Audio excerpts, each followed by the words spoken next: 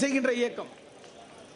கடும் மழை வந்தால், வெள்ளம் வந்தால், புயல் வந்தால், கொரோனா போன்ற கொடிய நோய் தொற்று வந்தால் தங்கள் உயிரை பணயம் வைத்து பிற உயிர்களை காப்பாற்றுகின்றவர்களை கொண்டிருக்கின்ற இயக்கம். நீங்கள் இங்கே பார்த்திருப்பீர்கள், சட்டமன்ற உறுப்பினர் தோழர் பரந்தாமன் கூட சொன்னார், இது எழும்பூரில் வந்த எழுச்சி என்ற போது இந்த எழுச்சியில் நானும் சேர்ந்ததில் மகிழ்ச்சி என்று சொன்னார்.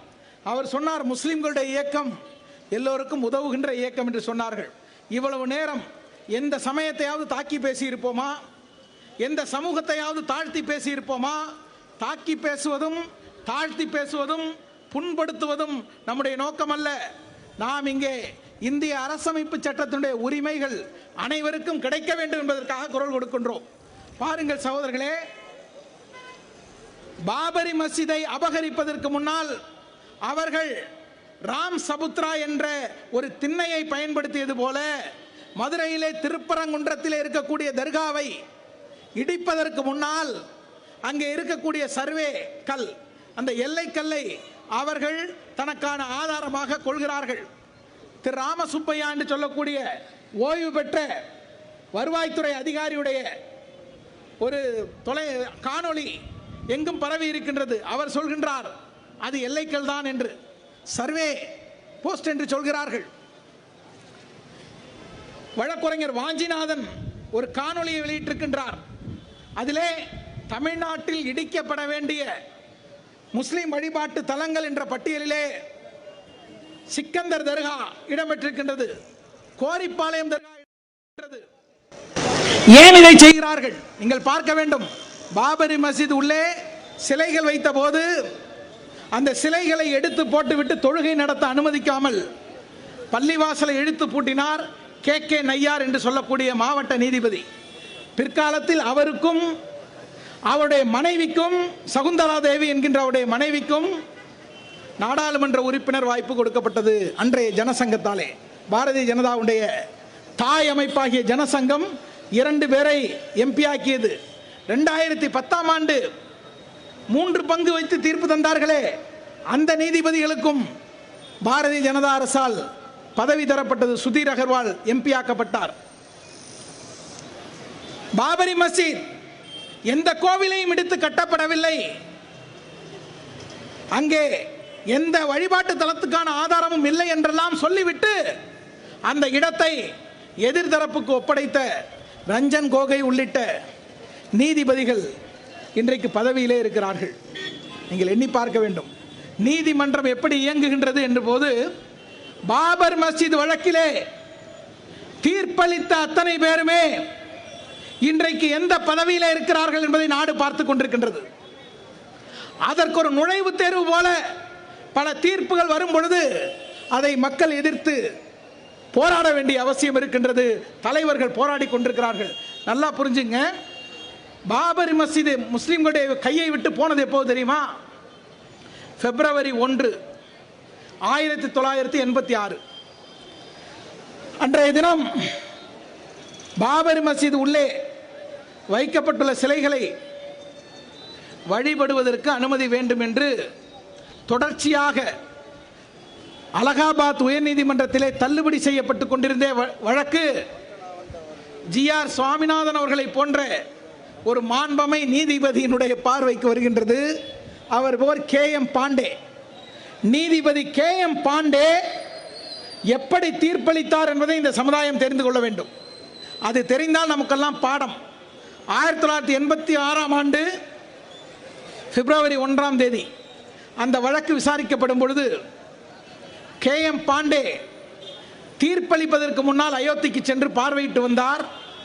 பிறகு கதவை திறந்து விட்டால் வானம் இடிந்து விழுந்து விடுமா என்று கேட்கின்றார். கதவை திறந்து விடுங்கள் என்று 4:40க்கு அவர் உத்தரவு தருகின்றார். 5 மணிக்கெல்லாம் அயோத்தியிலே கதவு திறக்கப்படுகின்றது. 1993ஆம் ஆண்டு அதே தீர்ப்பை பள்ளிவாசல் இடிக்கப்பட்ட பிறகு திறந்து விட்டது சரிதான் என்று உயர்நீதிமன்றம் உறுதி செய்தது. இப்படி எத்தனையோ படிப்பினை தரக்கூடிய நிகழ்வுகள் மதுரையிலே திருப்பரங்குன்றம் நேரில் பார்வையிடப்பட்டு தீர்ப்பு தரப்படுகின்றது. அயோத்தியிலே ராம ஜென்ம பூமி என்று அவர்கள் சொல்லக்கூடிய இடத்தை பாபரி மசீதை பார்த்துவிட்டு தீர்ப்பு தந்தார்கள். நீங்கள் எண்ணி பார்க்க வேண்டும். தமிழ்நாட்டில் இவ்வளவு பெரிய கலைபாரங்கள் நடந்து கொண்டிருக்கும் பொழுது கற்பனையூரிலே சிலர் சரிந்து கிடக்கிறார்கள், பனையூரிலே சிலர் படுத்து கிடக்கிறார்கள், கருத்து சொல்ல மறுக்கிறார்கள். திருப்பரங்குன்றத்திலே நான் தான் வேட்பாளர் என்று அவர்கள் வெற்றி கழகமாய் அறிவிக்கிறார்கள். அது வெற்றி கழகமாக இன்றைக்கு பல்லிழுக்கின்றது. இந்த பிரச்சனையிலே கருத்து சொல்லவில்லை. அதிமுக எஜமானரின் குரலாக ஒலிக்கின்றது. இப்படிப்பட்ட சூழலில் தமிழ்நாட்டினுடைய வாழ்வுரிமை, வாக்குரிமை, வழிபாட்டு உரிமை அனைத்து மக்களுக்கும் தேவை என்கின்ற ஒரு மிக முக்கியமான கோரிக்கை போராட்டத்தை நாம் முன்னெடுத்திருக்கின்றோம். இந்த போராட்டத்திலே பங்கேற்றிருக்கின்ற நீங்கள் எல்லாம் வல்ல அல்லாஹ் அவன்தான் இறுதி நீதிபதி, அவனை நீங்கள் பிரார்த்தனை செய்யுங்கள். தாய்மார்கள் மிக அதிகமாகவே பிரார்த்தனை செய்வீர்கள். நீங்கள் வழி பொறுத்து அமர்ந்திருக்கின்றீர்கள். இன்ஷா அல்லாஹ் இந்த நாட்டில் நீதியின் ஆட்சி, சட்டத்தின் ஆட்சி மலர வேண்டும். நீதியை காலில் போட்டு மிதிக்கக்கூடிய நிலைமை தொடரக்கூடாது. உச்ச நீதிமன்ற தீர்ப்புகளை எல்லாம் மீறி பாபரி மசீத் இடிக்கப்பட்டதே, இடித்தவர்களுக்கு என்ன தண்டனை வழங்கப்பட்டது? உலகம் அதை பார்க்கின்றது. இடித்தவர்களுக்கு என்ன தண்டனை? இடித்த இடத்தை பறித்து கொடுத்ததுதான். அதோடு நின்றுவில்லை. நாடு முழுவதும் 30,000 பள்ளிவாசல்களை இடிப்பதற்கு பட்டியலிட்டுள்ளார்கள். உடனே சிலர் நினைக்கலாம், பள்ளிவாசல்களை மட்டும்தானே இடிப்பார்கள், நமக்கு ஆபத்தில்லையே என்று நினைக்காதீர்கள். தேவாலயங்களை, பள்ளிவாசலை மட்டுமல்ல. நான் இறுதியாக ஒன்று சொல்வேன். எங்கள் தொப்புள் கொடி உறவுகளே, நேற்று முன்தினம் டெல்லியிலே ஒரு கோவில் இடிக்கப்பட்டிருக்கின்றது. அந்த கோவில் 1000 ஆண்டு பாரம்பரியம் உள்ள கோவில், ஜண்டேவாடன் மந்திர். அதை இடித்தவர்கள் யார் தெரியுமா? பாரதிய ஜனதா கட்சியினுடைய அரசாங்கம். அது RSS அமைப்பினுடைய அலுவலகத்திற்கு பார்க்கிங் தேவை என்பதற்காக, அண்டா புரிஞ்சுங்க, அவர்கள் வாகன நிறுத்த இடம் தேவை என்பதற்காக 1000 ஆண்டு கோவிலை இடித்திருக்கிறார்கள். இப்படி கோவிலை இடிக்கக்கூடிய கொடியவர்கள், அது உலகத்தில் எந்த தொலைக்காட்சியிலாவது விவாத பொருளானதா? இதையே திராவிட முன்னேற்ற கழகம் செய்திருந்தால் என்ன ஆகியிருக்கும்?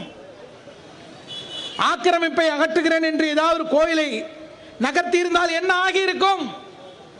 1000 வருடம் பாரம்பரியம் உள்ள, நீங்கள் யூடியூப்ல சென்று தேடி பாருங்கள், டெல்லியிலே 1000 வருட பாரம்பரியம் உள்ள ஒரு கோவிலை RSS கார் பார்க்கிங்காக இடித்திருக்கிறார்கள்.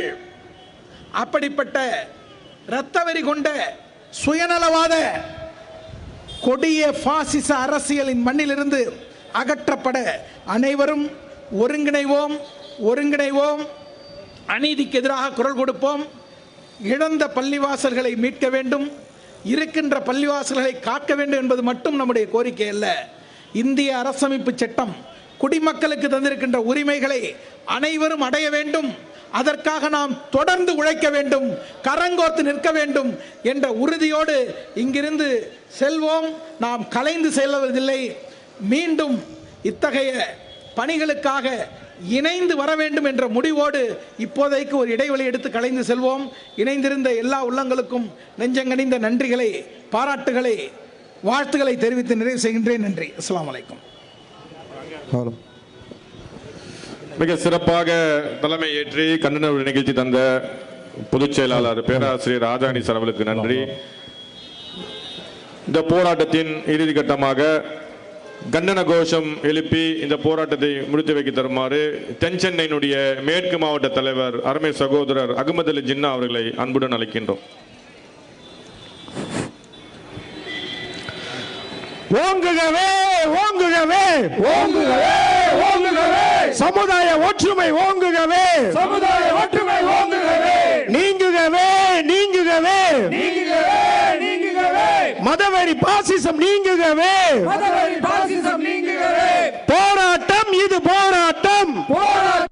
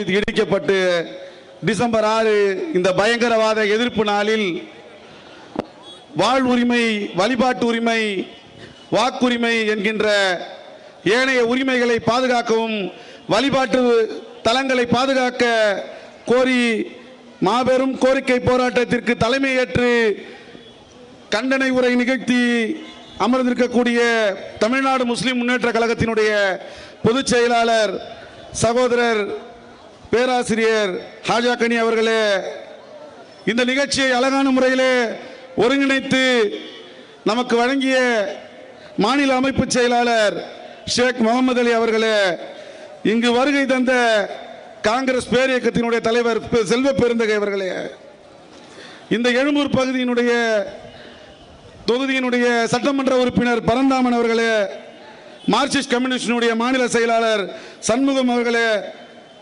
இந்திய கம்யூனிஸ்டினுடைய நிர்வாகி ரவீந்திரநாத் அவர்களே, விடுதலை சிறுத்தைகள் கட்சியினுடைய துணை பொதுச் செயலாளர் வழக்கறிஞர் ரஜினிகாந்த் அவர்களே, அத்தா குணங்குடி அனிஃபா அவர்களே, இந்த ஆர்ப்பாட்டத்திற்கு சிறப்பான ஏற்பாடுகளை செய்த மத்திய சென்னை வடக்கு மாவட்டத்தினுடைய தலைவர் மாமன்ற உறுப்பினர் தாஹா நவீன் அவர்களே, ஏனைய மாவட்ட நிர்வாகிகளே, பகுதி நிர்வாகிகளே, வட்ட நிர்வாகிகளே, இங்க வருகை தந்த தாய்மார்களே, அனைத்து தொண்டரணி நிர்வாகிகளே, காவல்துறை அதிகாரிகளே, உளவுத்துறை அதிகாரிகளே, மருத்துவமனை நிர்வாகிகளே, பத்திரிகையாளர்களே, உங்கள் அனைவருக்கும் தமிழ்நாடு முஸ்லிம் முன்னேற்ற கழகத்தின் சார்பாக எங்கள் நெஞ்சம் நிறைந்த ஆடியோ ஏற்பாடு செய்து கொடுத்த சாதிக் ஆடியோ அவர்களுக்கும் நன்றியை தெரிவித்துக் கொள்கிறேன். அஸ்ஸலாமு அலைக்கும்.